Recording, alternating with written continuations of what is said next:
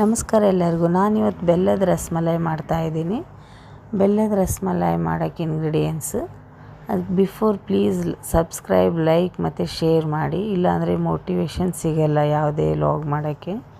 Vlog ಮಾಡಬೇಕಂದ್ರೆ ನಮಗೂ ಸ್ವಲ್ಪ ಮೋಟಿವೇಶನ್ ಇರಬೇಕು. Thank you friends. ನೋಡಿ, ಈ ಥರ ಹಾಲು ಕುದಿಯುವಾಗ ಲೆಮನ್ ಸ್ಕ್ವೀಸ್ ಮಾಡ್ಕೋಬೇಕು. ಅದು ನಿಮಗೆ ಕೋವಾ ಥರ ಬರುತ್ತೆ. ಅಲ್ಲಿ ತನಕ ಲೆಮನ್ಸ್ ರಸ ಹಾಕ್ಕೊಂಡು ಸ್ಟರ್ ಮಾಡ್ತಾಯಿರಿ.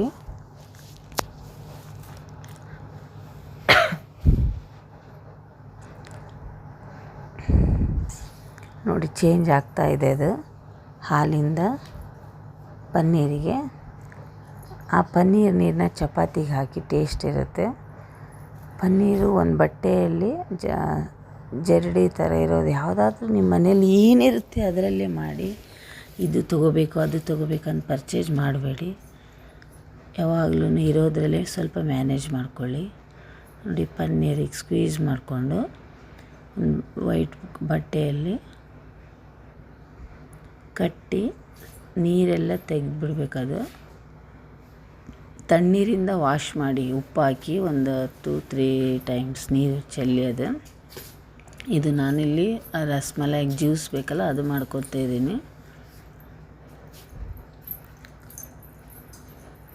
ಸಕ್ಕರೆ ಹಾಕ್ತಾಯಿದ್ದೀನಿ. ನಾನು ಇದಕ್ಕೆ ಅಷ್ಟೇ ಸಕ್ಕರೆ ಹಾಕಿದ್ದು, ಬಟ್ ಇದನ್ನು ಬೆಲ್ಲನ ಹಾಕ್ಕೋಬೋದು. ಆರ್ಗ್ಯಾನಿಕ್ಕೇ ಯೂಸ್ ಮಾಡಿ ಎಲ್ಲನೂ. ಇಲ್ಲಿ ಡಿಪ್ ಮಾಡೋದಕ್ಕೆ 2 ಗ್ಲಾಸ್ ನೀರು, ಅರ್ಧ ಅಥವಾ ಜಾಸ್ತಿ ನಿಮ್ಮ ಸ್ವೀಟ್ ಎಷ್ಟಿಷ್ಟನೋ ಅಷ್ಟು ನೋಡಿ ಹಾಕ್ಕೊಳ್ಳಿ. ಬೆಲ್ಲ ಕರಗಿದ್ರೆ ಆಯಿತು. ಪನ್ನೀರು ಒಂದು ಅರ್ಧ ತಾಸು ಒಂದು ವೇಟ್ ಮೇಲೆ ಇಡಬೇಕು. ಆಮೇಲೆ ಈ ಥರ ಆಗಿರುತ್ತೆ.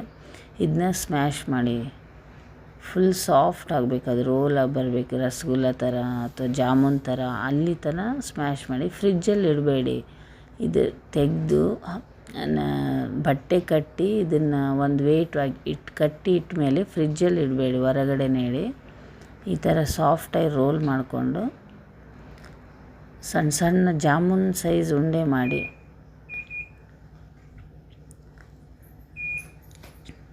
ಮಕ್ಕಳಿಗೆ ಜಾಯಿನ್ ಮಾಡ್ಕೊಳ್ಳಿ. ಅವರು ಕಲಿತಾರೆ. ನನ್ನ ಮಗಳಿಗೆ ಇಂಟ್ರೆಸ್ಟ್ ತುಂಬ, ಹಂಗಾಗಿ ಬರ್ತಾಳೆ.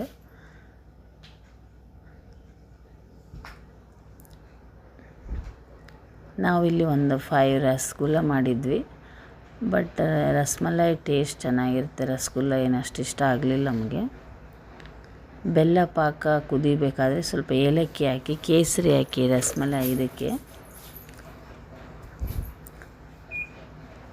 ಏಲಕ್ಕಿ ಹಾಕಿ ಕುಟ್ಟಿ ಸಿಪ್ಪೆ ಸಹ ಹಾಕಿ ಅದರಲ್ಲಿ.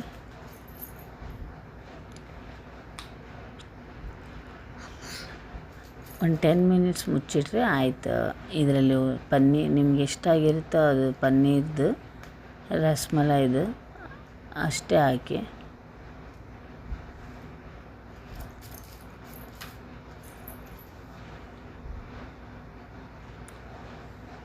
ಅಂಗಡಿಯಲ್ಲಿ ತರೋದಕ್ಕಿಂತ ಚೆನ್ನಾಗಿರೋ ಟೇಸ್ಟ್. ಟ್ರೈ ಮಾಡಿ ಪ್ಲೀಸ್ ಮನೆಯಲ್ಲಿ.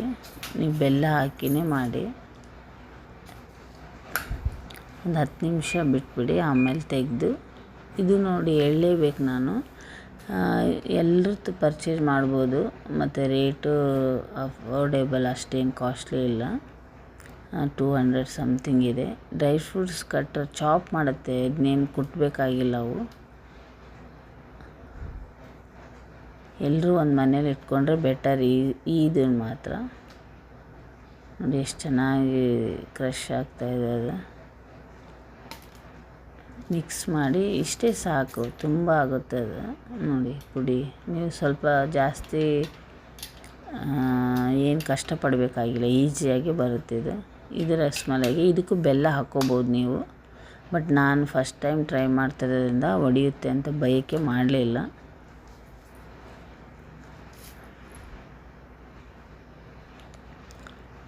ಕುದೀತಾ ಇದೆಯಲ್ಲ, ಇವಾಗ ತಗೊಂಡ್ಬಿಡ್ಬೇಕು.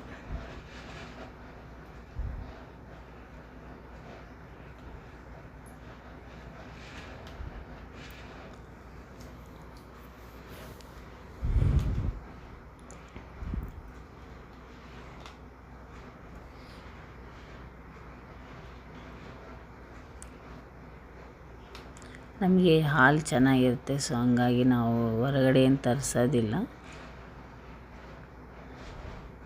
ನೋಡಿ, ಒಂದು ಅಷ್ಟೇ ಇದಕ್ಕೆ ಬಾದಾಮಿಗೆ ಗೋಡಂಬಿಗೆ ಇಷ್ಟು ಪೌಡರ್ ಆಯಿತು. ಇದಕ್ಕೆ ಸ್ವಲ್ಪ ಆದರೂ ಸಾಕು.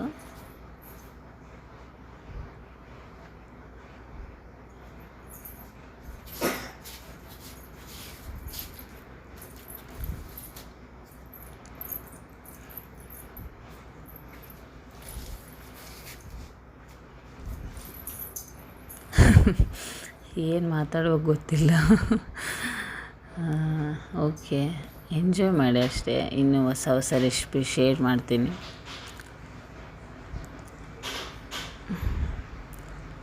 ರಸಗುಲ್ಲ ಇದು 1 ಅವರ್ಸ್ ಬಿಟ್ಬಿಡಿ, ಆಮೇಲೆ ಫ್ರಿಜ್ಜಲ್ಲಿಟ್ಟು ಚೆನ್ನಾಗಿರೋ ಟೇಸ್ಟ್ ಮಾತ್ರ. ರಸಮಲೈ ಅಂತೂ ಅದ್ಭುತವಾಗಿತ್ತು, ನಾವು ತಿಂದಾಯಿತು. ನೀವು ಮಾಡ್ಕೊಳ್ಳಿ, ಮನೆ ಮಕ್ಕಳಿಗೆಲ್ಲ ಆರೋಗ್ಯವಾಗಿರಿ, ಎಲ್ಲ ಆರ್ಗ್ಯಾನಿಕ್ ಟ್ರೈ ಮಾಡಿ. Thanks all. ಪ್ಲೀಸ್ ಸಬ್ಸ್ಕ್ರೈಬ್ ಮಾಡ್ಕೊಳ್ಳಿ. Thank you all.